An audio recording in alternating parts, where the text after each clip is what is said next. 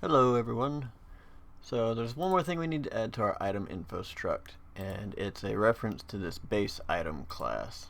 Forgot about that one in the last one. So if we go to add variable, add one more, this will be the item class. This is in case we ever decide to, well, this will help us with spawning stuff or when we drop stuff later on. So we'll add that one, then save it and close it. Now let's add a couple different item IDs real quick. So we're going to need an axe, the hammer, the hoe, sword, and a few for the vegetables. So right now we'll just type in that and hammer, hoe. Let's see. We can go take a look at what all he came with. He's got the axe, the hammer, hoe. We can use the rake. We'll need one for a watering can. When you're adding your item ID names, you don't want any spaces, so it might be instinctive to do that, but you don't want that. We can do that in the info struct with that name variable. So that'll be good for now. Now we need a way to actually start picking these things up. Before we can do that though, we need a place for it to go. So let's go into our blueprints folder. We'll right click and we'll create a new folder. These will be our components because we're going to make the inventory its own component. So we'll double click and open that up. Right click, blueprint class, and it's right here, actor component. Basically anything that's reusable, anything that a lot of things in your game will use, like player will have an inventory, chests can have an inventory, NPCs, enemies, etc. You usually put that into a component. So this will be our inventory component. We'll double click and open that up.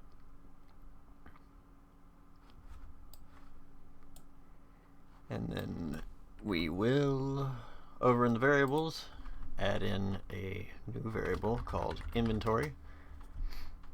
This will be our item info struct, and it will be made an array. Then we'll add one more, and this will be the inventory size. This will be an integer, and it will just be a single. So what this does is we'll be able to basically tell it, alright, character has 5 inventory slots, give me 5 slots to work with. You can go to the store maybe later and buy a bag upgrade that gives you 10 slots, and then 5 more buttons become available. So in order to add stuff to our inventory, we're going to add a function over here called add item. And when we're adding an item, we're going to grab our inventory. On the add item, we're going to need an input. So this will be the item info, basically the item info that you're picking up.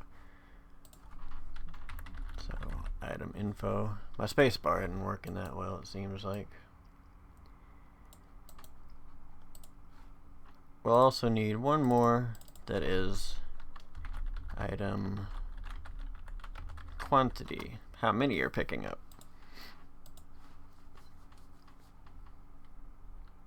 So when we add an item, we'll promote it to a local variable, inc item. This is just the naming convention. I use inc just for incoming item, so I know that this is the item that I'm trying to pick up. And then inc amount, the incoming amount that I'm trying to pick up. That way we don't have to drag it all the way over later on.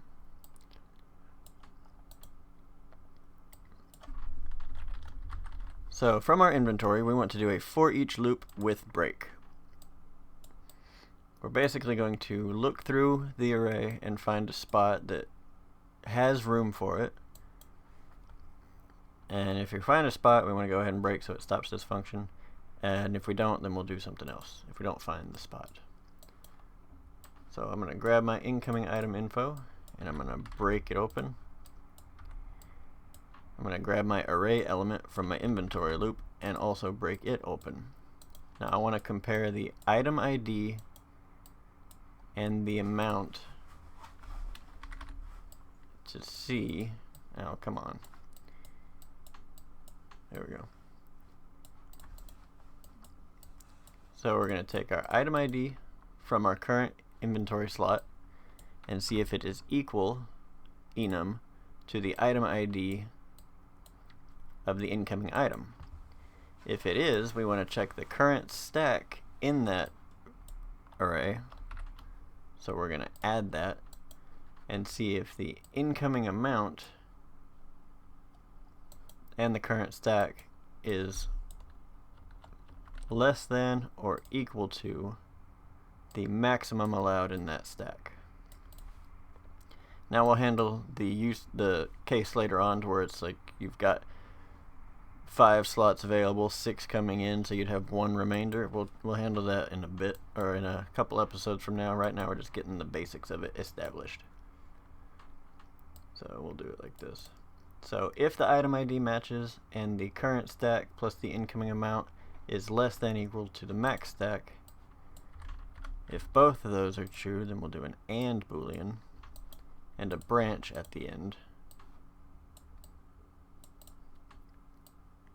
That means we have found a slot that has room that matches. So we'll take this up like this. Take this one down like that.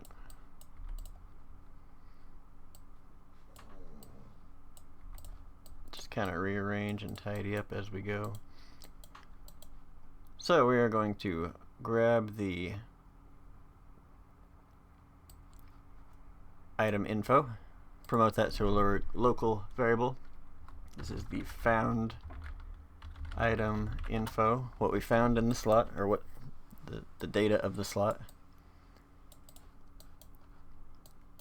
And we're going to add one more local variable of a boolean that says be found room, basically saying that yes, we have found space in the slot. We'll set that right here to true.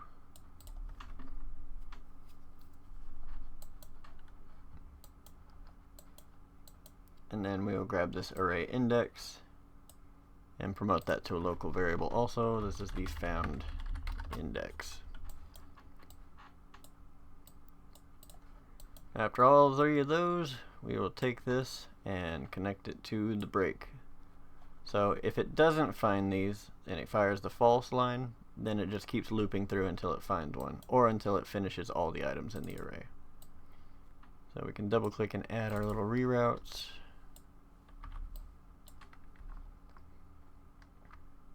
And you can use the arrow keys to just slide them into place instead of having to manually do it. Now from completed, we're going to do a branch. And the branch variable is going to be if we have found room. Now if we haven't found a slot that works for this, then we are going to get our incoming item and our inventory. We're going to add to it.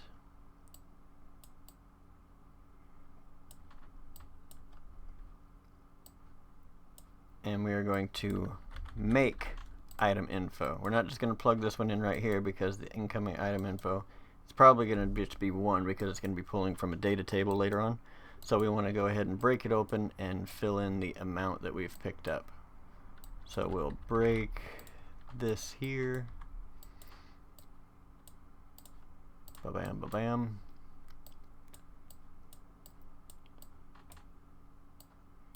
Just hook them all back up just like this, except for current stack. Somebody told me one time there is a way to just like right click and connect them. I can never figure out how to actually do that, so I just do it that way. And for the current stack, we'll just grab our incoming amount. This is how many we had picked up, and it'll plug in right there, and then it adds it to it just like we did. Now if we have found room in our inventory, then we want to set found room back to false, so that the next time we check, it'll do its checks legitimately.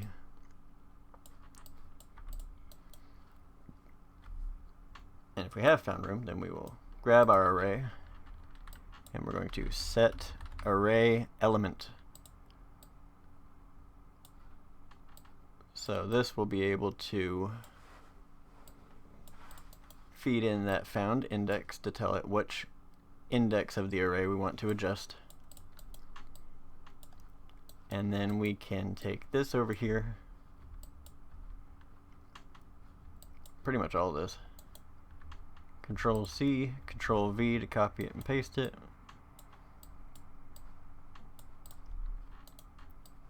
And instead of just setting this to be directly into the incoming amount, we're going to add it. So we'll just plug that in right there, create a little bit of room in between. From the current stack, we are going to add, no, not from the current stack. We need to get our found item info, because this is the stack that we found. So we'll break that one open. And then this from the current stack. Hide those unconnected pins.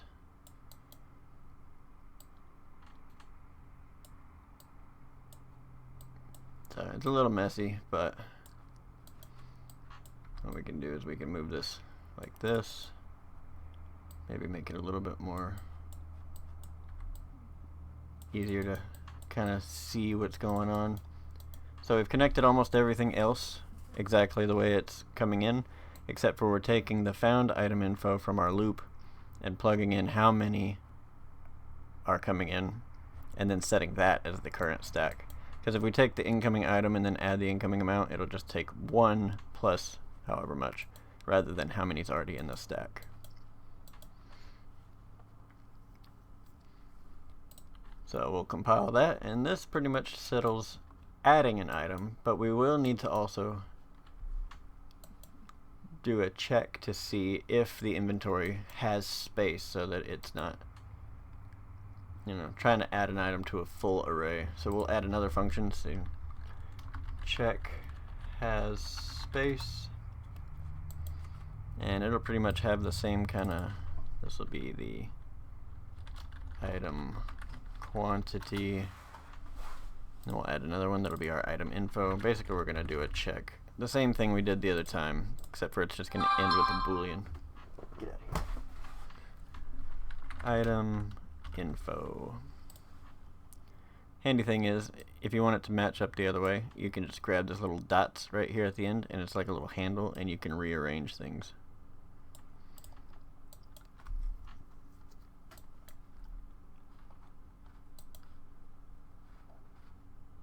So we want to check to see if our inventory, if the length of it is greater than or equal to our inventory size. We'll add a branch right here.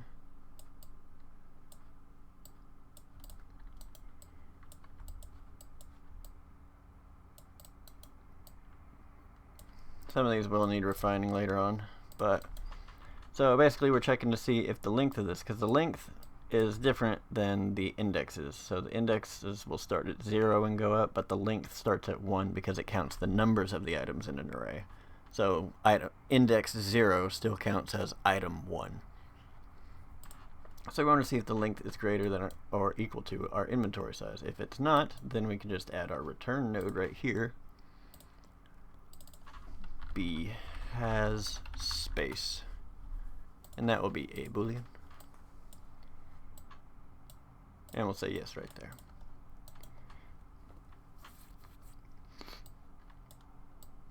Now if it is greater than or equal to our inventory size, we're going to do very similarly to how we did right here to check to see if there's a matching slot. So we're going to grab our inventory and do a for each with break. We could copy and paste it from the other one, but just kind of running through it, like they say, put those reps in, you know. And we'll promote these to a variable, inc item, promote to local variable, inc amount. Local variables are handy because they'll only exist inside this function. If I go back to the event graph, none of them are there, and it doesn't clutter up our main group. But when we go in to check our stuff, we can still have access to them. So we'll plug that there.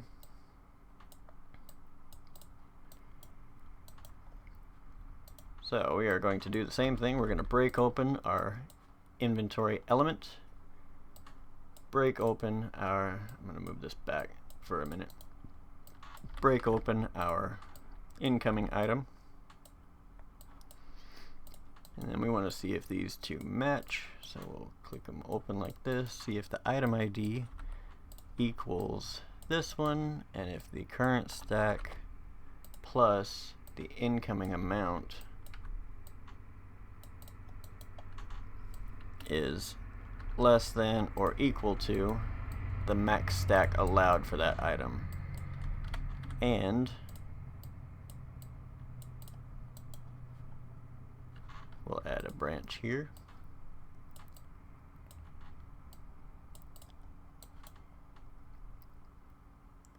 And if true, we can just add our return node right here and say yes.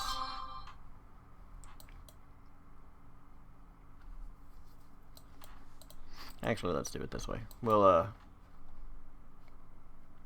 say b found space, and we'll set that right here, and then we'll do the break just like last time. Conformity, make sure it's all similar, and to make sure it fires through accurately. Then it doesn't get to the complete and do something different. We can hide the unconnected pins here. Drop that down, move that up, shake it around a little bit. And then on completed, we'll add our branch one more time and see if it has found space. And if it has, then we'll add our return node on the true side. We'll set this back to false on the true side and say yes, we have found space. However, if it has gone through all these steps and has not found any space, then no, we don't have room in our inventory for the new item we're trying to pick up. So we'll save everything real quick. Then we'll go to our interaction component. We'll add two new functions. Well, actually, no, let's not do this in the interact component. Let's add a new component for the player specifically. So we'll go to our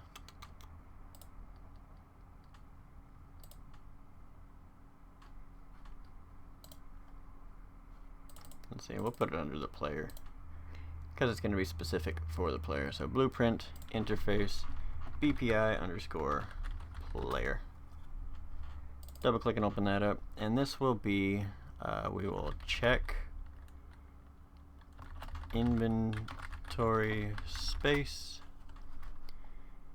It will need our two inputs, item info, which is the item info struct, and the amount. So item amount integer, and then we will have a Boolean coming out saying B has space Boolean. Then we're going to add one more function, and this is our add item. Kind of similar to our component. And this will be, again, the item info. That is our item info struct. And the item amount. So item amount. Compile that. Then we can go into our actual player blueprint now that we have the interface set up to communicate with it. And over in his components tab, we will add that inventory component. Now we'll have access to it all in here. I'm going to put it next to the interact checker thingy.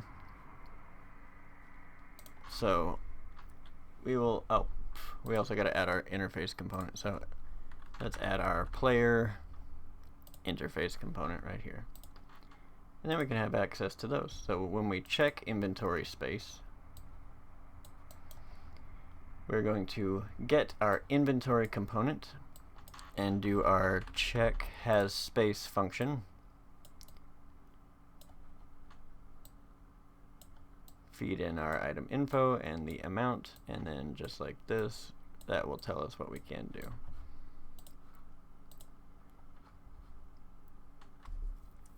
And then we'll do our add item, which will do our add item function. Just like that. So now, I know it seems kind of confusing, but when we have our item on the ground and we go to try to pick it up, we can feed it over to see if it has space before we try to do our pickup event. So we'll use these test interactables as a, we'll use it. So I'm going to edit it. So instead of on event interact, let's add our item info variable to this object just for a minute. Hit me, no, hit you. Alright. And we will have to manually put this in for now. So we'll say this is an axe, and it is a tool. Current stack is 1, max stack is 1. And this should all be fine for now. So on event interact, we're going to get the player character, and we want to check inventory space. So we'll feed in the item info of the actor that we're holding, and then the item amount for right now we'll just hard code as 1. And then we'll add a branch afterwards. And if true, then we'll drop this down a little bit and we'll add item message. And the item info will be that and 1. Then afterwards we can destroy the actor. Now if it's not, let's do a print string. Just to make sure everything's firing through, we'll say doesn't have space. I'm going to need a new keyboard, because we have not set up an inventory size on that yet. So when we interact with it, it'll say doesn't have space. So our function is firing through and checking things appropriately. But if we go into our inventory component, we can set the inventory size to, we'll default it to about 5. The handy thing about having it as a component, though, is if we go to our player and we click on that component right there, we can set its inventory size here. Or we can have access to it to go ahead and add items to it automatically. So now if I jump in, because I have room, yep, it deletes. Which means we have picked it up. And a way we can check this is, let's go into our inventory component, and when we add an item, we will say, we'll add 2 new print strings. And this will be added new. We'll add one more on this line over here that says added to stack. So these will both be, I guess we can't check it right here.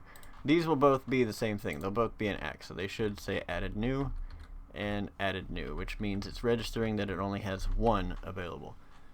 But if we go ahead, we'll just adjust this to say its item info, its max stack is now 2. And then we'll add 1 more. So it should say added new, added to stack, and then added new, which means our inventory is registering things appropriately. Huzzah! Now we will just need a way to actually visualize and put it on screen. So in the next one we'll kind of refine those functions a little bit more, and we'll start working on the UI so we can open a menu and have access to our hotbar, and then we'll start moving on to the drag and drop functions and things like that. So I'll see y'all in the next one. Bye bye.